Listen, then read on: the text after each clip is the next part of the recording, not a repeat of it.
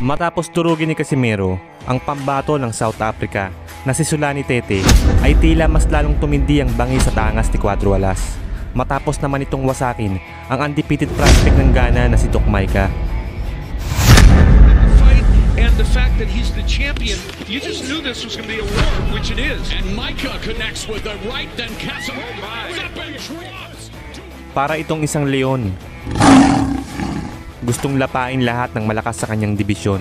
Isa sana sa mga sunod na gustong lapain ni Cuadro Alas ay ang undefeated at tinaguriang The Monster ng Japan na si Naoya Inoue. You know I'm strong, man. Inoue! You're Inoue! Come on, man! You're a monster? No, you are no monster. You are a Chinese, Japanese turtle. No monster, man.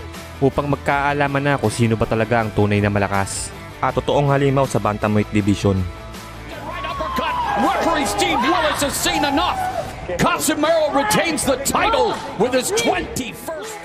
Ngunit sa kasamaang palad mga brad, ay tila hindi pa talaga napapanahon ang sagupaan sa pagitan nilang dalawa. At ang masaklap pa nito, bukod sa hindi na nga sila pinagtagpo, ay hindi pa sila tinadhana.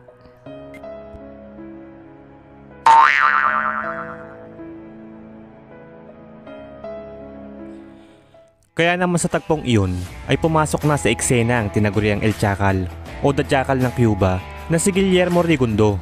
At hinamon ang pambansang angas ng Pinas na si Janriel Cuadro Alas Casimero at sinabing, Casimero is the one I want and the perfect fight to unify.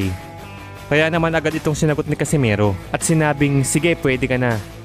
Na ang ibig sabihin ay kumbaga sa pagkain ay parang mumurahing ulam na pwede ng pagtiyagaan. Bagamat may edad na at lipas na sa kanyang prime, ang two-time Olympic gold medalist na si Guillermo Rigundo ay hindi pa din naman nawawala ang bagsik nito pagdating sa ibabaw ng ring.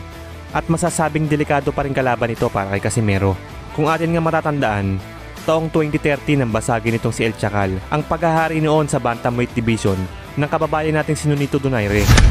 Sinira nito ang napakahaba nitong winning streak na 30 sunod-sunod na panalo mula 2001 hanggang 2012. Sa labang iyon ay hindi umubra kay Rigo ang pamatay na lepok ni Donaire.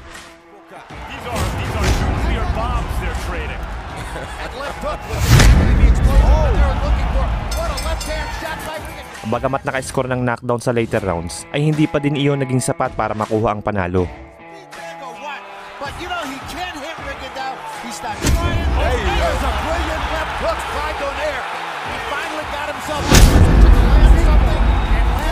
Sa kasalukuyan, ay may kartada itong si Rigundo na 20 na panalo, 13 dito ay natapos via knockout at may isang talo lamang. At ang isang talo sa Super Bantamweight Division. Para sa gupain naman, ang Meksikanong si Giovanni Delgado. Sa labang ito ay walang kahirap-hirap niyang tinapos ang kalaban sa loob lamang ng first round via technical knockout. The Microsoft leader live from downtown Los Angeles, right before.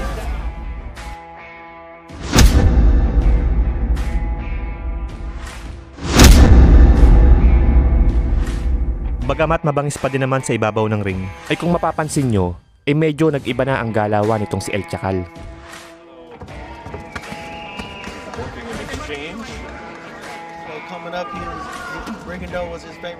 Sa ilamang sa patama si Seha. Panalo sana kung hindi bumagsak sa laban. Kayo, anong masasabi nyo sa Kung nagustuhan mo ang video to, ay huwag kalimutan mag-like, share, subscribe, at pakikalimbang mo na din yung kampana. Para pag nag-upload ako, ay isa ka sa mga una makakapanood. So yun muna po sa ngayon. Salamat and God bless.